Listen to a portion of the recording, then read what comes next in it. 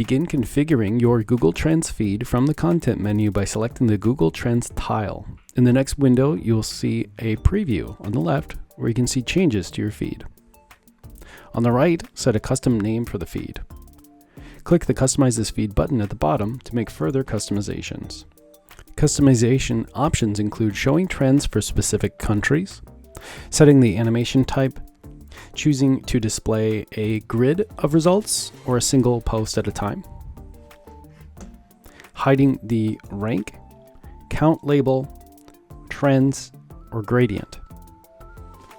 Click on the preset style buttons to choose a style, or click the custom style button to further customize the style of your Google Trends.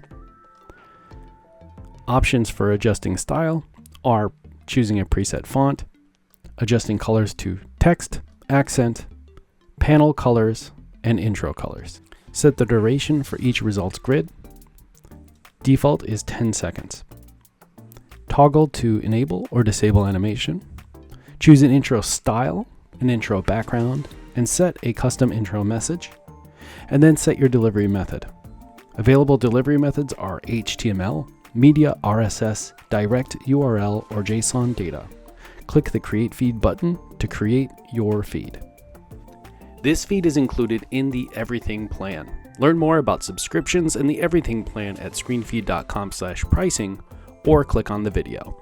Did you know that ScreenFeed is more than just ready-made feeds? We are your custom data integration and design partner in the digital signage space. Learn more about our full-service creative engineering at screenfeed.com.